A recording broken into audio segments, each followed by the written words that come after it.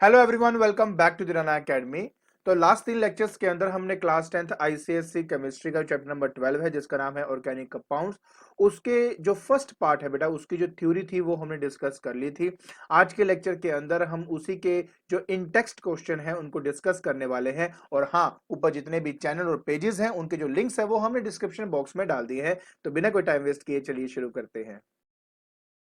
तो देखिए बेटा, सबसे पहला क्वेश्चन आपके पास आता है कि what are organic compounds and what is vital force theory and why was it discarded. देखिए, सिंपल सी बात आपको बताता हूं बेटा, जब हम बात करते हैं ऑर्गेनिक कंपाउंड्स की तो हम बात कर रहे हैं उस ब्रांच ऑफ केमिस्ट्री की जो स्टडी करती है उन कंपाउंड्स की जो हाइड्रोकार्बन्स हैं या उनके डेरिवेटिव्स हैं। हाइड्रोकार्बन्स के अंदर आ जाता है बेटा जिसमें हाइड्रोजन एंड क्या हो, कार्बन हो, जो हमने बहुत अच्छे तरीके से बेटा लास्ट के 3 लेक्चर्स में ये सब स्टडी किया हुआ है। अब वाइटल फोर्स थ्योरी क्या है मैं उसके बारे में बताया। तो बेटा क्या है कि बर्जिलियस के अकॉर्डिंगली उनका ये कहना था कि क्योंकि ये ऑर्गेनिक कंपाउंड है तो ये सिर्फ और सिर्फ लिविंग सेल से ही पैदा या उससे बनाया जा सकता है। It is impossible to prepare these organic compounds in laboratory. लेकिन यू नो दैट हमने उसके बारे में डिस्कस किया था कि ऐसे कई सारे साइंटिस्ट थे जिन्होंने लेबोरेटरी के अंदर डिफरेंट डिफरेंट जो मतलब जो ऑर्गेनिक कंपाउंड्स थे उनको प्रिपेयर करके दिखा दिया था कि वो भी एक नॉन लिविंग थिंग से। तो मेरे कहने का मतलब सिर्फ इतना है कि हमारा पहले ये मानना था कि कोई ना कोई ऐसी फोर्स है जिसका नाम हमने वाइटल फोर्स रखा था। कोई ऐसी फोर्स है नेचर के अंदर, बेसिकली वो फोर्स है जो आपके ऑर्गेनिक कंपाउंड्स को प्रोड्यूस करने में हेल्प करती है और उनको लेबोरेटरी में नहीं बनाया जा सकता। लेकिन आफ्टर सर्टन डिस्कवरीज ये बात प्रूव हो गई थी कि इन्हीं ऑर्गेनिक कंपाउंड्स को, जैसे कि अगर मैं फ्रेडरिच की बात करता हूं तो उन्होंने यूरिया को बनाया था अपने लेबोरेटरी के अंदर। तब जाके बेटा ये प्रूव हुआ था कि अगर हम चाहें तो इनको हम अपने लैब में भी बना सकते हैं, तो कोई ऐसे वाइटल फोर्स नहीं है। ठीक है, तो इसलिए उसको डिस्कार्ड किया गया था। नेक्स्ट क्वेश्चन आता है बेटा, name a few sources of organic compound. मैंने आपको लिस्ट पूरी बताई हुई है, उनमें से बेटा आता है plants, animal, coal, petroleum, wood. इनको और अच्छे से मैंने अपने लेक्चर में एक्सप्लेन किया हुआ है। यहाँ पे नेम पूछा था तो इसलिए नेम ही लिखा हुआ है। कहता है give the various applications of organic chemistry. Simple सी बात है बेटा, ऑर्गेनिक केमिस्ट्री का इस्तेमाल हम करते हैं for the production of soap, shampoo, powder, perfume. और इवन जब हम बात करते हैं बेटा पेट्रोलियम की तो उसके अंदर नेचुरल गैस हो गया, पेट्रोलियम हो गया, ये सारे उस कैटेगरी के अंदर आते हैं। इवन कई फैब्रिक्स होते हैं बेटा हमारे पास, ठीक है, जो ड्रेसेस बनाने के काम आती हैं, वो भी हम ऑर्गेनिक कंपाउंड से ही बनाते हैं। सो बेटा नेक्स्ट क्वेश्चन कहता है कि organic chemistry plays a key role in all walks of life discuss. देखिए, आप भी जानते हो बेटा कि ऑर्गेनिक कंपाउंड्स है ना वो हमारे आसपास कहीं ना कहीं किसी ना किसी तरीके से प्रेजेंट है। जैसे कि अगर मैं बात करता हूँ production of soap, shampoo, powder, perfumes, हम इन सब का इस्तेमाल तो करते ही हैं। ठीक है, जो हम खाना खाते हैं उनमें कार्बोहाइड्रेट्स होते हैं, प्रोटीन्स होते हैं, फैट्स होते हैं, विटामिन होते हैं। उनमें क्या है, यही तो है, ऑर्गेनिक कंपाउंड्स ही तो हैं वो आपके। उसके अलावा अगर फ्यूल का हम इस्तेमाल करते हैं तो वो नेचुरल गैसेस है ना, हम पेट्रोलियम, ये सब ऑर्गेनिक कंपाउंड्स है। हम मेडिसिन लेते हैं, एक्सप्लोसिव का यूज करते हैं, डाइज होते हैं, ये सब क्या है, ये भी आपके ऑर्गेनिक कंपाउंड्स ही हैं। तो किसी ना किसी तरीके से हमारे डे टू डे लाइफ के अंदर इनका कहीं ना कहीं योगदान होता ही होता है। फिर आता है बेटा carbon shows some unique properties, name them. देखिए, हमने स्टडी किया था कि कार्बन जो है ना उसकी एक टेट्रावेलेंसी होती है। मतलब ये कि वो अपने आउटरमोस्ट शेल के 4 इलेक्ट्रॉन्स को शेयर कर सकता है, तो उसको टेट्रावेलेंसी कहा जाता है। फिर हमारे पास बेटा कैटिनेशन आता है। कैटिनेशन का बेसिकली क्या मतलब था बेटा, उसका ये मतलब था कि उसके अंदर सेल्फ लिंकिंग प्रॉपर्टी होती है बेटा। ठीक है, वो अपने ही कार्बन एटम के साथ क्या करता है, लिंक करके बहुत बड़ी बड़ी जो चेन्स हैं वो बना सकता है। तो बेसिक तो ये दो थे। उसके बाद आइसोमेरिज्म है जिसके अंदर क्या होता है बेटा, एक ही पर्टिकुलर मोलिकुलर फॉर्मूला जो है, ठीक है, उसके कई सारे डिफरेंट स्ट्रक्चर्स आपके बन सकते हैं, राइट। तो उसको आइसोमेरिज्म कहा जाता है। तो ये सब चीजें बेटा हमने एक एक करके स्टडी करी थी और यही एक कार्बन का यूनिक प्रॉपर्टी है। ठीक है, फिर नेक्स्ट बेटा आता है टेट्रावेलेंसी। जैसे मैंने आपको कहा कि हमारे पास जो कार्बन है उसके आउटरमोस्ट शेल में 4 इलेक्ट्रॉन्स होते हैं। तो ना ये 4 इलेक्ट्रॉन ले सकता है ना ये किसी को दे सकता है, तो ज्यादा से ज्यादा क्या कर सकता है, ये शेयर कर सकता है। ठीक है, इसलिए क्योंकि इनके आउटरमोस्ट शेल में 4 इलेक्ट्रॉन्स हैं तो इसकी मैक्सिमम वैलेंसी 4 हो सकती है, इसलिए टेट्रावेलेंसी मतलब ये जो कैरेक्टरिस्टिक है टेट्रावैलेंसी वो इस वजह से उसको मिला है। फिर आता है बेटा कैटिनेशन, जैसे मैंने कहा था एक सेल्फ लिंकिंग प्रॉपर्टी होती है एटम्स के बीच में, जिससे वो क्या करते हैं कि एक कार्बन एटम दूसरे कार्बन एटम के बीच में कोवलेंट बॉन्ड बनाता है, और वो इतनी बड़ी स्ट्रेट चेन भी हो सकती है, ब्रांच चेन भी हो सकती है, साइक्लिक चेन भी हो सकती है, राइट। एंड इसी वजह से बेटा हमारे पास बहुत different type of organic substances जो है आज की डेट में हम उनको जानते हैं।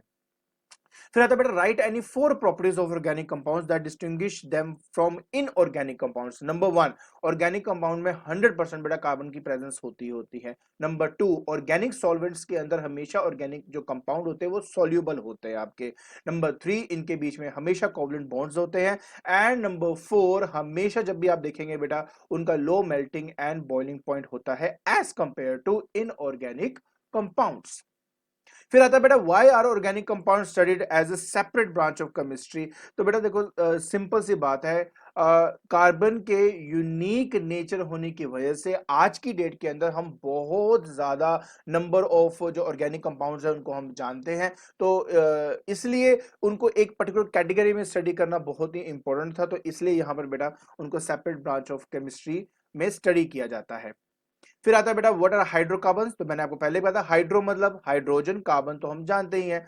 तो बेसिकली हाइड्रोकार्बन्स वो कंपाउंड्स होते हैं जिनके अंदर सिर्फ कार्बन एंड हाइड्रोजन होता है। ऑफ कोर्स ये मैंने आपको बताया था बेटा, ये सैचुरेटेड अनसैचुरेटेड है ना, तो किस तरह से उसको कैटेगराइज किया था वो मैंने आपको क्लासिफिकेशन के अंदर अच्छे से समझाया हुआ है।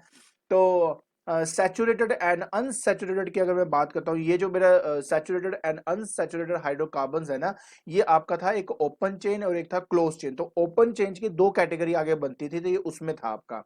तो अगर मैं सैचुरेटेड और अनसैचुरेटेड के डिफरेंस के बारे में बात करता हूं, तो मुझे वो दिखता है बेटा कि कार्बन जो एटम्स है, अगर मैं सैचुरेटेड सैचुरेटेड की बेटा सिर्फ बात करता हूं तो मुझे ये देखने को मिलता है कि जो कार्बन एटम्स होते हैं सैचुरेटेड हाइड्रोकार्बन्स के बेटा वो हमेशा सिंगल बॉन्ड से जुड़े होते हैं, बट अनसैचुरेटेड केस में डबल बॉन्ड भी होता है बेटा, ट्रिपल बॉन्ड भी होता है। ठीक है। जो कार्बन एटम्स होते हैं वो हमारे लेस रिएक्टिव होते हैं। ठीक है, क्योंकि कार्बन और कार्बन के बीच में सिर्फ दो इलेक्ट्रॉन्स होते हैं, अगर वो ब्रेक हो गया बॉन्ड तो चेन ही टूट जाएगी ना। जहां पे डबल बॉन्ड और ट्रिपल बॉन्ड है उनमें से अगर एक बॉन्ड बेटा टूट भी गया दो कार्बन्स के बीच का, तो वो दो इलेक्ट्रॉन्स हेल्प करेंगे किसी और पर्टिकुलर ग्रुप को अपने साथ अटैच करने के लिए, राइट। तो इसलिए जो हमारे पास सैचुरेटेड जो होता है वो लेस रिएक्टिव होता है और ये मोर रिएक्टिव है। तो बाकी डिटेल्स मैं आपको ऑलरेडी पिछली वीडियोस में मैं बता चुका हूं कि कैसे क्या होता था आपका। और दूसरी बात, क्योंकि इनमें क्या होता है कि हमारे पास एक सिंगल बॉन्ड होता है, इसलिए ये सब्स्टिट्यूशन रिएक्शन शो करता है, और जो दूसरा पार्ट है बेटा वो आपका एडिशन रिएक्शन को रिप्रेजेंट करता है। फिर आता बेटा give reason for the existence of the large number of organic compounds. तो बेटा मैंने आपको पहले कहा था कि तीन बेसिक प्रॉपर्टीज इसकी, टेट्रावेलेंसी, कैटिनेशन एंड आइसोमेरिज्म। इन तीन की प्रॉपर्टीज की वजह से, इन तीन यूनिक प्रॉपर्टीज की वजह से बहुत सारे नंबर ऑफ ऑर्गेनिक कंपाउंड जो है वो बनाए गए। अच्छा नेक्स्ट है बेटा आपका give at least one example in each case to show the structure of isomers of। तो नंबर वन बेटा सिंगल बॉन्ड कंपाउंड है, मैंने यहाँ पे पेंटेन का इस्तेमाल किया है, तो तीन आपके मैंने यहाँ शो कर दिए। तो एक सिंगल जो स्ट्रेट होती है बेटा जिसमें कोई ब्रांच नहीं होती उसको नॉर्मल पेंटेन या एन पेंटेन कहा गया है। अगर सेकंड कार्बन के ऊपर बेटा देखा जाए मिथेन मिथेन मिथेन अगर लगा हुआ है आपका, तो उस केस में बेटा ये आइसो मिथेन दो लगे हों, सॉरी दो मिथेन लगे हों तो उसको आइसोपेंटेन कह देते हैं। अगर इस केस में देखिए बेटा ये लास्ट वाला जो है हमारे पास, इसमें क्या है कि तीन मतलब तीन नहीं सॉरी चारों जो बॉन्ड है वो मिथेन ग्रुप से भरा हुआ, तो ये नियोपेंटेन आपका बन जाता है। फिर बेटा हमारे पास आता है नेक्स्ट डबल बॉन्ड की अगर बात करें, तो यहां पर हमने जो कंसिडर किया है बेटा, ये मैंने पेंटीन यहां पे कंसिडर किया है, और उस पेंटीन के ये डिफरेंट स्ट्रक्चर्स हैं। अब बेटा डिपेंड करता है कि बॉन्ड कहां पर है, उससे उसके डिफरेंट डिफरेंट नाम है। देखिए आपने बिल्कुल टेंशन लेनी, सिर्फ आपको दिखाने के लिए अभी मैंने यहाँ पे बनाया है, इनके नाम लिखे हैं, बट नोमेनक्लेचर अभी करना बाकी है। हम लोगों ने एक एक स्टेप वाइज आपको मैं समझाऊंगा इनके इनके नाम कैसे दिए जाते हैं। अभी क्वेश्चन आया था तो मुझे उसका आंसर देना था, तो मैंने इसलिए यहाँ पे आंसर दे दिया हुआ है। उस तरह अगर मैं तीसरे बॉन्ड की बात करता हूँ बेटा, मतलब ट्रिपल बॉन्ड वाली की बात करता हूँ, तो मैंने पेंटाइन का इस्तेमाल किया है। इसमें तीन जो है आइसोमर्स इसके बनते हैं, जैसे पेंट वन आइन, फिर पेंट टू आइन, और उसके बाद थ्री मिथाइल ब्यूट वन आइन। देखो थ्री मिथाइल क्योंकि तीसरे पे का मतलब मिथाइल ग्रुप है, टू इसलिए मतलब ये ना वन टू और वन में वन लिखना होता है क्योंकि लोएस्ट नंबर लेना होता है। तो ये ना नोमेनक्लेचर के ना कुछ रूल्स हैं, वो मैं आपको अच्छे से बताऊंगा बेटा। नोमेनक्लेचर के आईयूपीएसी नेम कैसे दिए जाते हैं वो मैं डिटेल में आपके साथ डिस्कस करूंगा। फिर आता है बेटा name a compound of each type and draw the following the cyclic compound with a single bond, cyclopropane and cyclohexane. और अगर बेटा बात करता है वो ट्रिपल बॉन्ड की, तो मैंने यहाँ पे साइक्लोऑक्टाइन लिया हुआ है, तो ये इसका बेटा क्या है, स्ट्रक्चर है। तो बहुत सिंपल है, आराम से आप बेटा ये कर सकते हो। फिर आता है बेटा give the name of one member of each of the following saturated hydrocarbons and unsaturated hydrocarbons. तो सैचुरेटेड मैंने आपको बताया था बेटा, जो एल्केन ग्रुप होता है ना वो सैचुरेटेड होता है। अनसैचुरेटेड के अंदर एल्कीन और एल्काइन ग्रुप का कोई भी आप उठा के लिख सकते हो, तो वो इसका आंसर हो सकता है। तो मैंने यहाँ पे एक तो हेक्सेन ले लिया, दूसरे में हेक्सीन ले लिया, तो ये उसके आंसर हो जाते हैं। सो अब हम बात करते हैं बेटा अपने 13th क्वेश्चन की। अब इस 13th क्वेश्चन के अंदर कहता है बेटा define the substitution and addition reactions. तो मैंने आपको बेटा ऑलरेडी डिफरेंस में भी बता दिया है कि सब्स्टिट्यूशन रिएक्शन जो टेक प्लेस करता है वो हमेशा सैचुरेटेड कंपाउंड्स के अंदर टेक प्लेस करता है, और जो एडिशन रिएक्शन टेक प्लेस करता है वो आपका अनसैचुरेटेड कंपाउंड्स के बीच में एक्ट करता है। एक बात आपको बेटा मैं एग्जांपल के थ्रू भी समझा देता हूं। देखिए बेटा सब्स्टिट्यूशन मतलब सब्स्टिट्यूट करना। अब जैसे मेरे पास है बेटा, मान लीजिए C2H6 मान लेते हैं बेटा, ठीक है, ये मेरे पास है। ये क्या है बेटा, मेरे पास यहाँ पे इथेन है, दिस वन इज इथेन। अब इस कंडीशन के अंदर बेटा अगर मैं इसको Cl2 से रिएक्ट करवा देता हूं तो बेटा बस बनेगा बेटा C2H4 दैट इज C4H5Cl। यहाँ पे H5 है क्योंकि एक हाइड्रोजन रिप्लेस हुआ ना बेटा, इसकी वजह से Cl प्लस बेटा HCl। तो हाइड्रोक्लोरिक तो बेटा आपको ये पता ही है बेटा, हाइड्रोजन क्लोराइड के बारे में तो आपको पता ही है। ये जो है बेटा ये बन गया मेरे पास दैट इज इथाइल क्लोराइड, ठीक है। तो बेटा ये आपका इथाइल क्लोराइड हो गया, ये आपका HCl हो गया, यहाँ पे इथेन हो गया। तो ये आप देख सकते हो बेटा। अच्छा स्ट्रक्चर के पॉइंट ऑफ व्यू से समझाता हूँ, आपको ज्यादा क्लियर होगा। देखिए यहाँ पे हुआ क्या कि मेरे पास ना देखो हाइड्रोजन हाइड्रोजन हाइड्रोजन, यहाँ पे हाइड्रोजन, यहाँ पे हाइड्रोजन, यहाँ पे हाइड्रोजन, और यहाँ पे बेटा Cl था और Cl था, ये टूटा। इस Cl ने क्या किया, किसी एक हाइड्रोजन को रिप्लेस कर दिया, मान लो ये वाले को रिप्लेस कर दिया, और ये वाला हाइड्रोजन बेटा इस Cl से मतलब इंटरेक्ट हो गया। तो एज ए रिजल्ट आपको पता है इसको कैसे बनाऊंगा मैं, देखिए ये देखिए, एक हाइड्रोजन, दो हाइड्रोजन, तीन हाइड्रोजन, चार हाइड्रोजन, पांच हाइड्रोजन हो गया, और साथ में बेटा Cl। तो आप देख सकते हो उसके कैसे रिप्लेस हुई, और साथ में बेटा हमारे पास आ गया HCl, ठीक है। तो ये है बेटा आपका सब्स्टिट्यूशन रिएक्शन। अगर मैं एडिशन रिएक्शन की बात करता हूं, देखो उसमें साफ साफ लिखा हुआ है कि पहली बात ये डबल बॉन्ड और ट्रिपल बॉन्ड में होता है, और सबसे बड़ी बात कि जब इसमें रिएक्शन टेक प्लेस करते हैं तो आपका अनसैचुरेटेड कंपाउंड आपका सैचुरेटेड कंपाउंड बन जाता है, एज ए प्रोडक्ट आपको सैचुरेटेड कंपाउंड मिलता है। सो बहुत सिंपल सी बात है बेटा, इसका क्या मतलब है मैं एग्जांपल की हेल्प से आपको बताता हूं। देखिए बेटा मेरे पास यहाँ पे मैं ले लेता हूं बेटा, मान लेते हैं C2H4, ठीक है। ये क्या है बेटा, ये हमारा इथीन है, ठीक है, दिस इज माई इथीन। और इसको मैंने मेरा ब्रोमीन से रिएक्ट करवा दिया, एज ए रिजल्ट बेटा आपका बना C2H4Br2।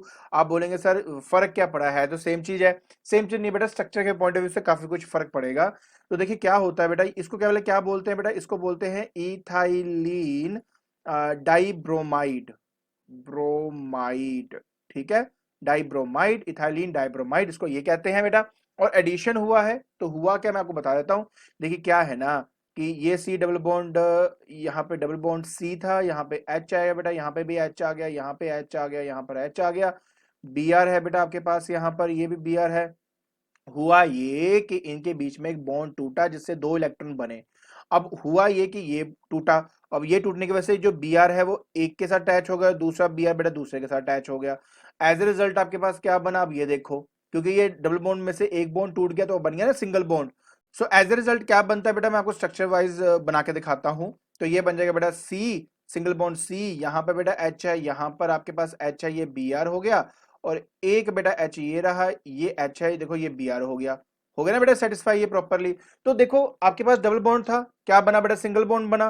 तो जो मैंने कहा था देखो वही हुआ कि एडिशन रिएक्शन होने की वजह से आपका एक अनसैचुरेटेड कंपाउंड जो है वो आपका सैचुरेटेड कंपाउंड जो है वो बन जाता है। आई होप आपको ये जो क्वेश्चन है वो उसके जो आंसर है वो समझ में आ गए होंगे, ठीक है। तो आज के लेक्चर के अंदर बेटा हमने स्टडी किया इनटेक्स्ट क्वेश्चंस को, और ये इनटेक्स्ट क्वेश्चन बहुत इंपॉर्टेंट होते हैं बिकॉज हमने जो पिछले 3 लेक्चर किए थे उनको इन क्वेश्चन की हेल्प से हम अच्छे से रिवाइज कर सकते हैं। अगर आपको मेरी वीडियो पसंद आ रही है तो please like it, share it and subscribe it. आज के लिए बस इतना ही, थैंक यू सो मच।